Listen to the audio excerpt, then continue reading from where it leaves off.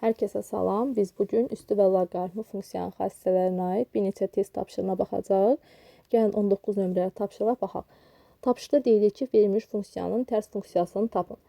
Uşaqlar, funksiyanın tərs funksiyasını tapmaq üçün əvvəlcə verilmiş funksiyadan x-i tapırıq, sonra x-ə y əvəzləşdiririk. Gəlin yazaq. Y bərabərdir elin 5-ci dərəcədən kök atdı x plus 3 minus 4. 4'ü y'nin yanına keçirir uşaqlar əvvəlcə. Y plus 4'ə. Y'nin qüvvət şəklində yazsaq, 5-ci dərəcədən kök atdı x plus 3 bərabərdir y üstü y plus 4'ə. Uşaqlar çox vaxt burada çaşırlar, yəni bunu necə aldıq deyə. Baxın uşaqlar, məsələn, loqaritma a əsasdan b bərabərdir c. Burada b bərabərdir loqaritma a əsasdan c. A üstü c-yə uşaqlar. B bərabərdir a üstü c-yə. Məsələn, loqaritma 3 əsasdan x bərabərdir 2-yə. X bərabərdir 3 üstü 2-yə. Yəni neçə edir? 9. Məsələn, gəlin burada elin əsasdan yazaq.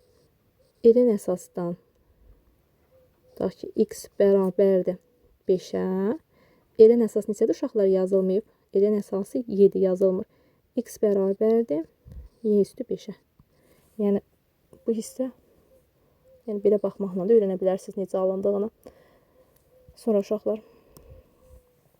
davam edək. Buradan x-i tapsaq, 5-ci dərəcədən kök atdı x bərabərdir y üstü y plus 4 minus 3-ə.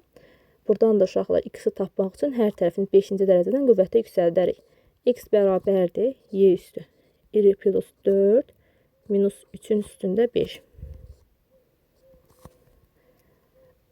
Burada da x-i axırda uşaqlar x-i y ilə əvəz edirik. Yəni y bərabərdir y üstü x plus 4 minus 3'ün üstündə 1. Verilmiş funksiyanın uşaqlar tərs funksiyasını tapmış olduq. Bir də bu hissəni uşaqlar belə də deyə bilərik ki, mən yəni verilmiş, daha doğrusu bu y'nin qüvvət üstü şəklində yazanda y üstü elin 5-ci dərəcədən kök atdı x plus 3 bərabərdir y üstü y plus 4. Yəni yazsaq yenə y üstü elin 5-ci dərəcədən x plus 3 elə 5-ci dərəcədən x plus 3'ün özünü verir. Bərabərdir y üstü y plus 4. Yəni belə bu şəkildə də yaza bilərsiniz.